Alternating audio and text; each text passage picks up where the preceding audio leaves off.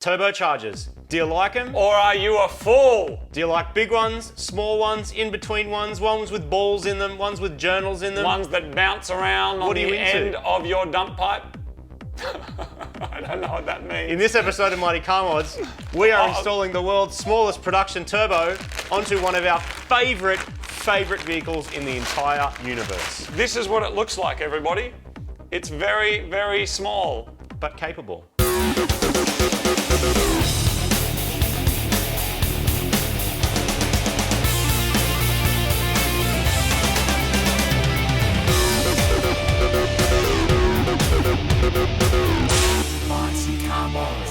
Welcome to another episode of Mighty Car Mods. We've been wanting to do this episode for many, many years, as you will see shortly. This here is, what's it called, Martin? An RHB 31. This was like $100 and something off eBay, and it is the world's smallest production turbocharger.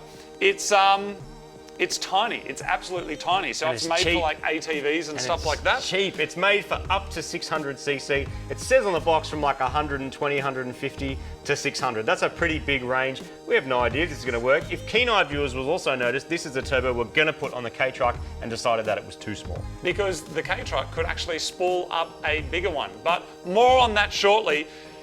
What vehicle is this going on? Well, it's a vehicle that we actually purchased a number of years ago, and I'll be honest, we kept it from you. We did. We kept it from you. So before we install this, we're gonna have to go back in time to us picking up this vehicle that we've just had in safe storage, waiting for this very moment that you and us can share in this magical journey. So come with us on a time machine and let's go pick up the vehicle that will have this bouncing around on its dump pipe. So in a quest for our turbocharged two-wheel glory, we are on our way out to Warwick Farm. Is that how you say it? Warwick Farms, at the end of the Hume Highway somewhere. There's a guy out there that's got a couple of Postie Bikes. The new ones, the NBC 1110 Super Cub. Cubs. Aren't they the most made motorbike in history or something? CT110s are, yeah. So why are we using a new one? Well, they're fuel injected. And we would have had to convert a CT110 to fuel injection. People cannot drive out here, man. No. You noticed? Yeah, on their phones. On their phone. Hello. Yep. Hello, on their phone. On the phone. Get off your phone. Crazy. Get your hand off it, as it says. Anyway, so we're on our way out here to go get ourselves a bargain on some bikes that no one else wants, let's be honest. We've arrived in Warwick Farm, home of the second harbour bridge. The smallest harbour bridge I've ever seen. Look at that, Martin. They've made a replica harbour bridge over there. So car dealers were making enough profit back in the day that they had the money to build a replica harbour bridge. That's keen, isn't it? It's a landmark. It's amazing, mate. Welcome to Liverpool.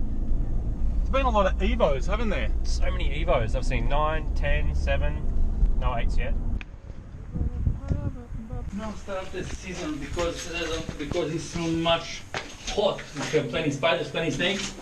And my friend... Well, that's Australia, isn't it? Yes, the snake here, in fact, a big trouble is just few minutes small and will be passed away. Helicopter coming there in Victoria. What I like that. But I like everything. Look, my two Hyundai. My black one, my white silver one. You like Hyundai? My both two diesel. My Chevrolet tow truck, but the 3 motorbikes and one cruiser. I must solve something. Well, parking down here. Lucky because all Asian people, all the people came home that's That's amazing. Look, why have you got 3 Postie Bikes? okay, 4. 4? And I'm still in Melbourne. Because I'm so truck driver, I'm on new custom auction and I saw bikes and I buy for myself. Yeah. And because I buy first 2, if one is not good, I have one for spare. And this one is not good from someone, I think. What's wrong with it? Started that something, it's not knocked the engine or this one is registered. I selling this registered bike for 2,000. It's fully included registered and started right. Yep.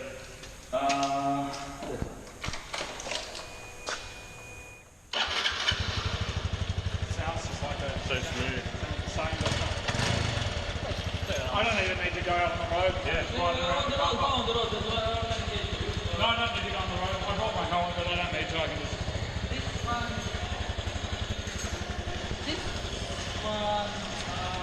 Yeah, last week.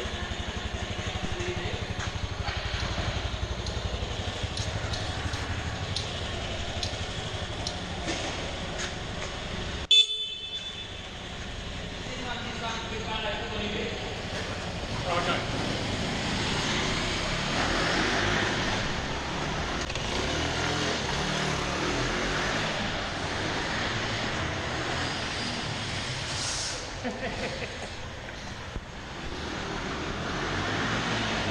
Considerably faster. Is it? Yeah, considerably. It's not a desert bike. I take it all.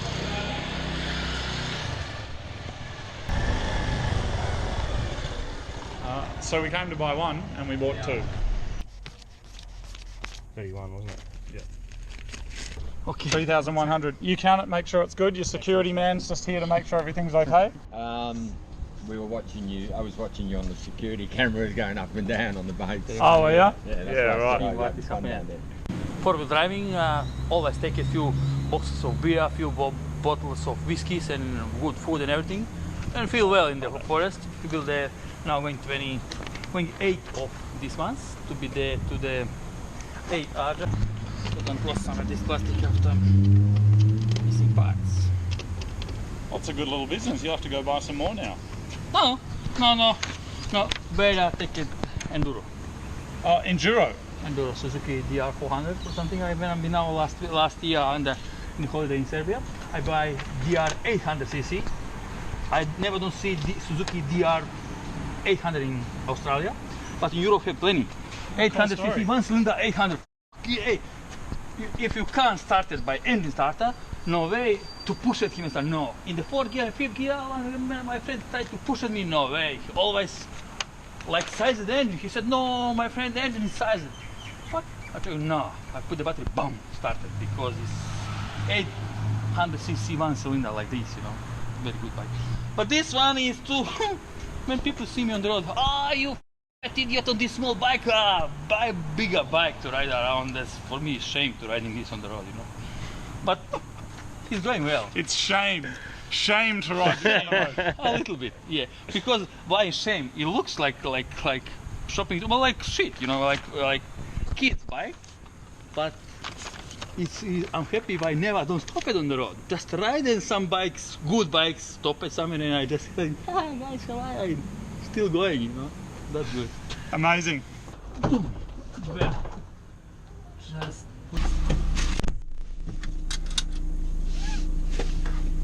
That was one of the more interesting vehicle purchasing experiences I've had. He was a nice guy. He was a very nice guy. We came for one bike and we bought two. We bought a working bike and a broken bike, which will either be spares or there'll be an old Postie with new Postie parts stapled onto it. These bikes are $5,000 new. We bought two of them for $3,000. So that's pretty good. That's great. And that's just what they cost at the auctions, like a one that's total question mark. You know, if you're lucky, you'll get one for $1,000 at auction. So $1,000, lucky dip. It's pretty. You can't even buy a mountain bike for $1,000. Well done, Martin. And one of them's registered with insurance for a year, ready to go. Ready to go. Like, it literally get on it now and ride. Amazing. I did read something about a safety recall recently. Something about do not turbocharge them. Nah, no way. So what happened is we ended up with two bikes. Now, your bike ended up off a cliff, and my bike was very broken, which we didn't even think we were going to buy, I don't think. This guy had a multiple. We went to buy one bike, and then of course there was a bit of a deal going. Now, Marty is correct. A friend of mine rode my one off a cliff, and there's a whole story on going and getting that on our second channel, which you should check out, the retrieval process. It was a multi-day, multi-person salvage operation. But then your one, I think it was like they're $3,000 each, or you can have two for $4,000 or something. It was a deal, and we can't go past a deal for something that cool. But anyway, so I had a red Postie bike, much like that one. Mine broke, ran down, and ended up selling it, and the other one that I had, and I sort of got rid of all the bikes. But I was curious about Super Cubs because they have EFI. And EFI, yes, you can turbo carb your bikes, but do you want it? Probably not. EFI means you can strap one of these on, add a bit of fuel via that injector via some electronic wizardry, Apparently. and potentially you have a turbo Postie bike. Now, we have no idea if this is going to work, but we're going to give it a mad crack. And the bike that I ended up with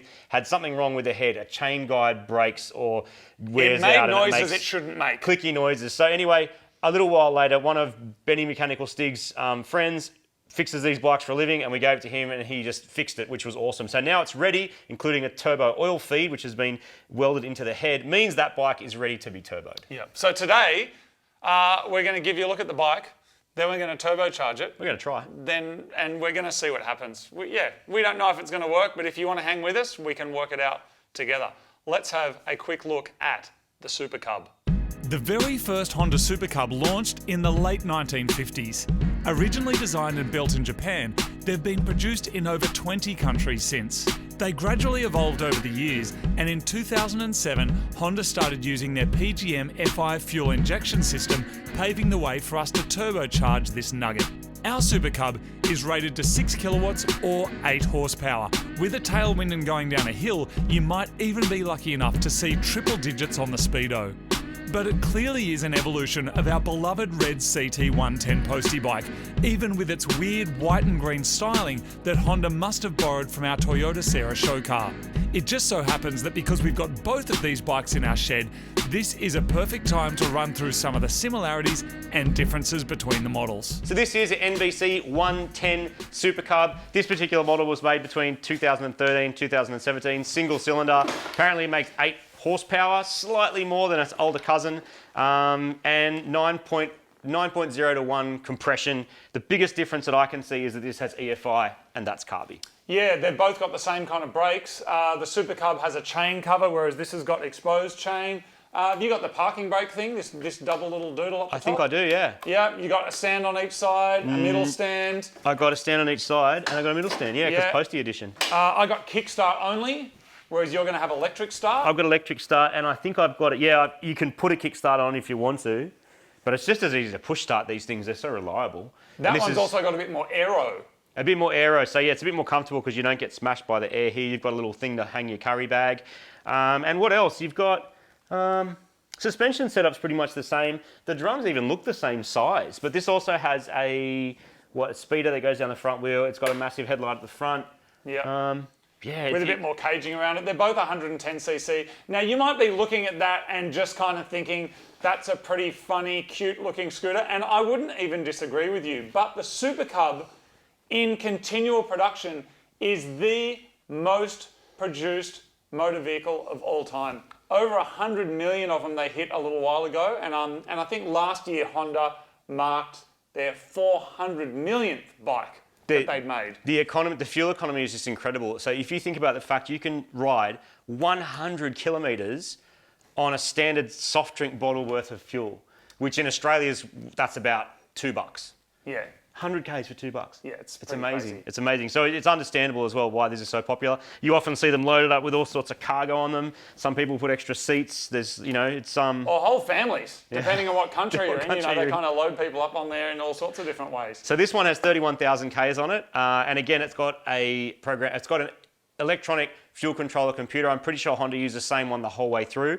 We don't know how it's going to feel about having boost jammed down it, but today we're going to find out. What I can guarantee you for a fact, and I kind of am in like two minds about it, but what I can guarantee you for a fact is the sheer purity of the CT110 will dominate the turbo filth once it's finished. Now, I love the turbo filth. I'm as dirty as the next person when it comes to that choo-choo. But I'm confident that this granddaddy will still be able to spank that even when turbocharged, because I think this is lighter. It's lighter. It's got NA carby power, the purity of carbies. Yeah, but we're going to find out. So we're going to turbocharge that one, or try to, and then later on we'll battle. There's a good chance it's going to look just a little bit Frankenstein, but it's all about the experimentation, people. Luckily, parts, again, for these things are tiny, so we've already decided that if we make a complete mess of it, that you can basically get a new exhaust and maybe a new fairing and put it back to normal. But yes, for like not, $50. Turbocharger, here we come. Let's do it. We've been known to occasionally play the long game when it comes to project timelines. because sometimes new projects pop up and take your attention away, or an opportunity arises that you can't turn down. But our love of all things Postie Bike has endured, and we've slowly been acquiring parts to make this turbo install happen. Some leftovers from our K-Truck turbo swap are also making their way onto this bike, like this stainless tube in 1 and 1.5 inch. You don't see this size on cars all that much, but it is available and perfect for our application. First up, we're going to undress this bike and strip all the plastics off.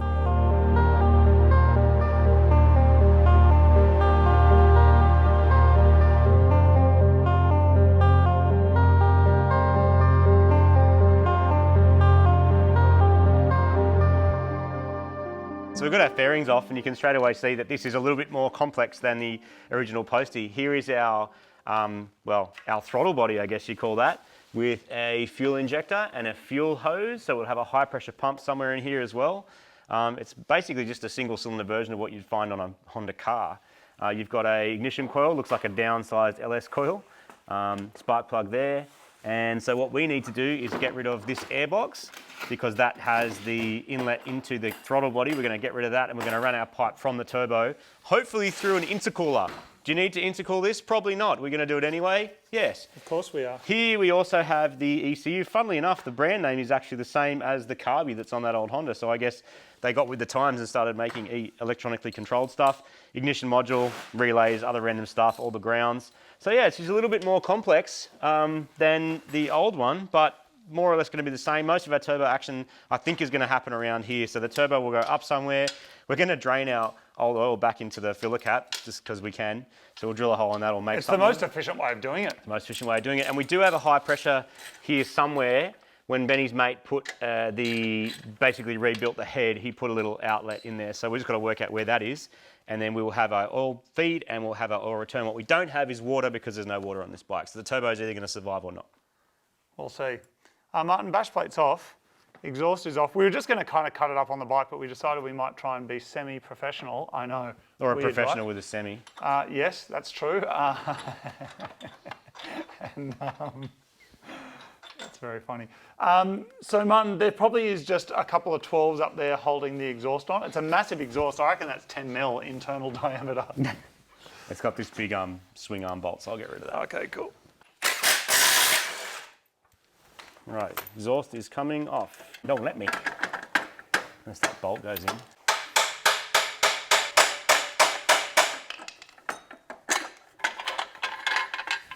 Sweet. Out. Look at that exhaust pipe diameter. Oh, dude, this is going to work so good. A little tiny turbo came with a bunch of flanges, which makes this really easy. We also have pipe, which is the exact right size. So I think that's 1 inch, I believe. But that's awesome. So that's going to weld really nicely.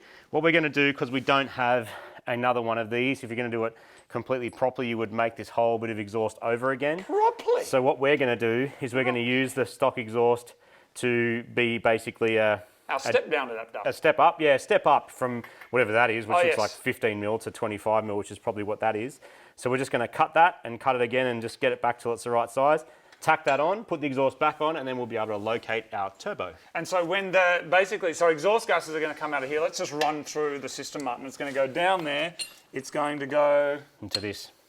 into that, into that, whichever way that goes. Probably like that, I think.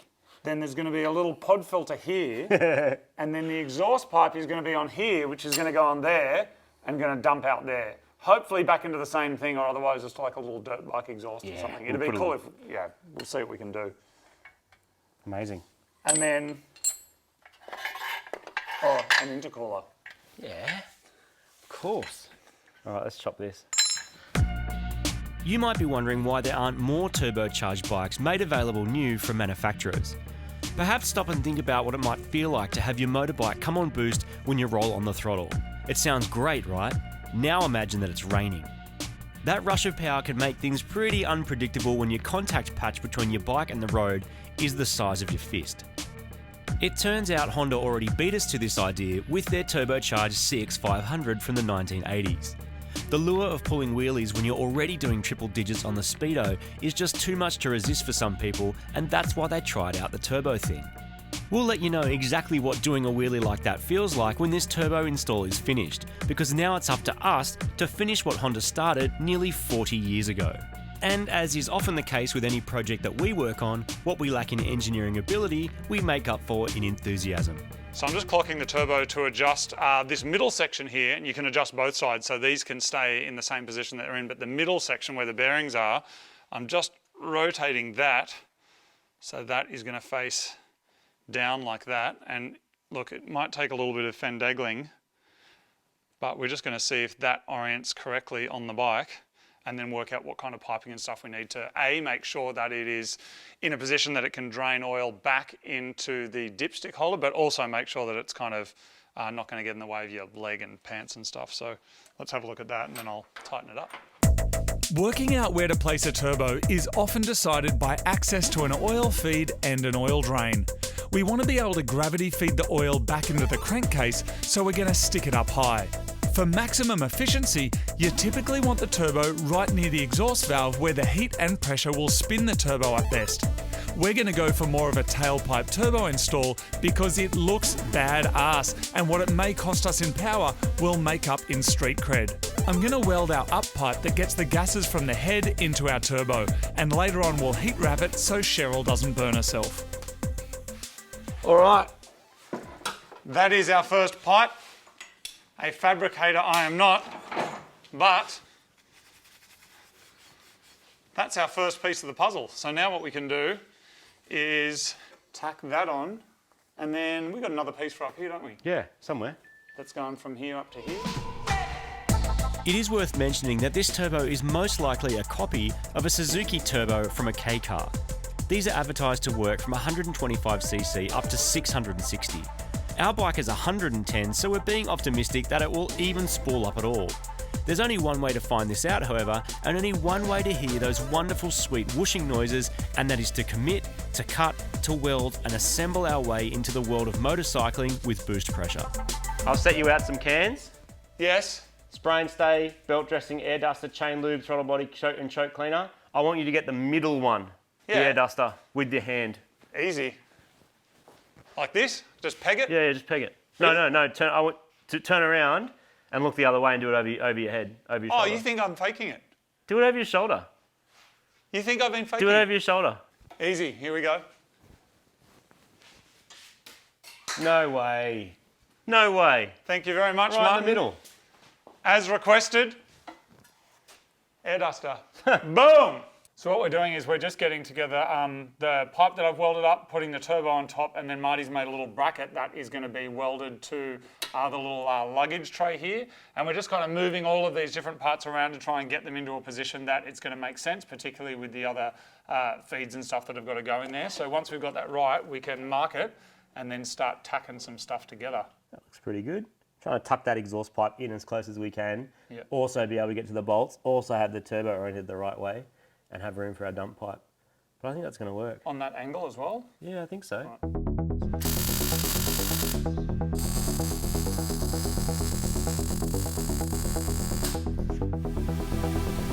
The heat's coming through the bolt. That one.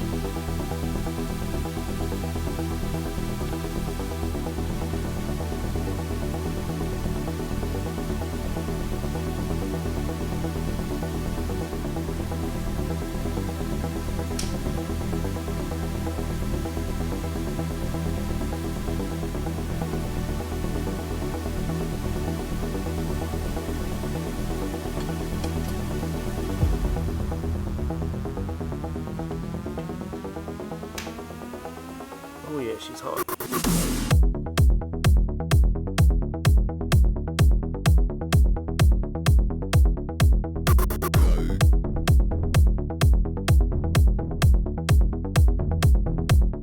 Our turbo is positioned, very happy with that. It is kind of a remote mount turbo. There's a few reasons for that. One of the best spots to put a turbo is straight off the head. You get the most heat, you get the most flow. This is a little bit like a tailpipe turbo, actually, the way we've done this. But the reason we've done it is we have an easy system of getting the oil back into the crankcase. Otherwise, you've got to run pumps. And that's quite complicated for a bike like this. We're not trying to break any records here. We're trying to make cool choo-choo sounds and just for the fun of making it and the joy of using the tools and learning. But next we are going to weld up the pipe It's we can get off the bike. And then we've now rotated this to the right position. We've got to think about where our air goes. But once this is all welded up and the turbo's in position and we've got oil for the turbo, we can actually start it up and see what it sounds like. So I'm pretty excited about that bit. Very, very exciting, Martin. Look at this. Weld away. And so exhaust, what we're going to do, there was some talk about our Subaru, kind of something inspired by this with a little tractor flat on the top. Not the safest way to roll around. But we're actually just going to chop that down a little bit and just have a little dumpy like that. That'll look mad. That just dumps out the back, just chop a bit off, chop a bit off. Cut, boom. All right, I'm going to weld this. You find some oil. We have legitimately been talking about turboing a Postie bike for years. I don't know, almost a decade, which is funny because we're going to be able to do it in about 24 hours. And there's other projects we haven't talked about doing that have taken us months, and we've ended up doing those. But like, we're close. We're close to express postage, or whatever other name you want to give it. I would love to know what people think a Postie bike with a turbo on it should be called. Express post. We'll give you a prize of some kind. We can come up with something.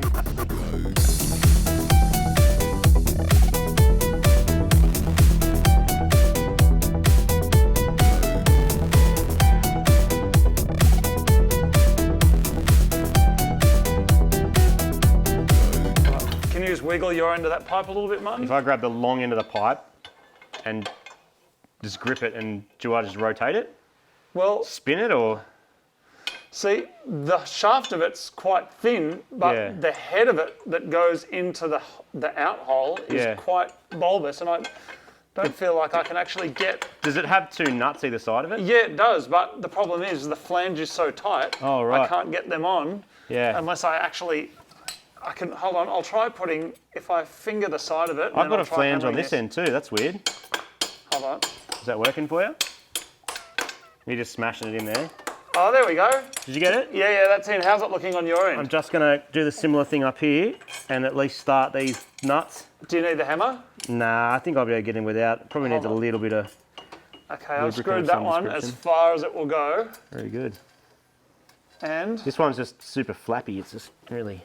Oh, there we go. Hold on, it's just fallen out. The gasket's just flapping around in there. Hold on, it's fallen out. Has it? Yeah. I'm just trying to position the turbo up here at the same time. Okay, I'm going to tighten this up now. Yep, go for it, mate. Get a 12mm ratchet on there. Yep. And then... Alright, that one's done. Just got to make sure you do them even. Yeah, this is all fitting really well up here, dude. That one's on. We're going to heat wrap this? That one's on. Yeah, I don't know if there's any left over from my GN250 project. It's just, it's gross stuff. You want to make sure it's really wet before you heat wrap, but it'll have to come off to be heat wrapped again anyway. Yeah. So we'll just make sure all of our turbo bits are working first. And then, that's on. Amazing. Turbo's mounted, dude. Oh, far out. That's so good. So we get some oil to this thing and then we can start it up and hear it. Oh, it's so good. I might cut our little dumpy off, make him a little shorter. We've got a couple of challenges now. The turbo's mounted and looking amazing. Our exhaust gas goes from the head up there. We'll hit wrap all that. In spins the thing. Now it's going to want to push air out, but before we can even do that, we've got to get oil into it to lubricate the bearings in the middle. Now I've managed to find this banjo bolt that will go to an AN fitting, which means it's super easy to make a custom line. That custom line has to go all the way down here and then find some high pressure oil. There is an oil pump in there, and that's what we need to tap into. Now, when the bike got its head rebuild, I asked Will, who rebuilt it, just to tap a little hole in the cover so that we would have access to oil. What I need to do now is figure out a way to get that oil out of that fitting up and into the turbo. I don't know exactly how. Then maybe we're going to use a banjo bolt, maybe not, but I'm going to take this rocker cover off just so I can have a better look at what's going on in there. And if we need to re-tap that bigger or make it work for a fitting that we have, we can. So this off and then try and get oil. And the second there's oil pumped into that turbo, we can start it and see what it sounds like. Cars have big oil pumps for pushing lots of oil through lots of openings to lubricate things. Adding a turbo is often no big deal and not a huge extra load on the system. Motorbikes have small oil pumps, and unless it's the 80s and your Honda, you haven't allowed for turbo oil feeds. We're not sure exactly how this is going to work, but it is the most convenient location to tap a pressurised oil feed, so that's what we're going to do. So this here is the rocker cover, and you can actually see where the oil comes through the gallery here from the high pressure pump and then goes into here, and then I think what it's doing is sending oil up to this tiny little pinhole here, which is lubricating this part of the bike. So what's happened here is simply just tapping into here, which means that we're getting high pressure oil from the pump through here, and then that's going to come out of here through our fitting up to the turbo. Now going out of the turbo, we're going to go back down with gravity and then back down here into what is just normally the housing of the dipstick. But we have this little fitting here that we can put a hose connection on, and this here can go in here like that. So that there really is the most complicated part of the build. Like the rest of it's just kind of been choosing the position of things, but that there is probably the most complex bit that we've got to get to go on now. Okay, so I have the banjo fitting to work with this turbo. Now it's journal bearing, so the hole in there is kind of a bit bigger when they're ball bearing, and like the one on the K-Truck, it's a tiny little hole. So this is the right one.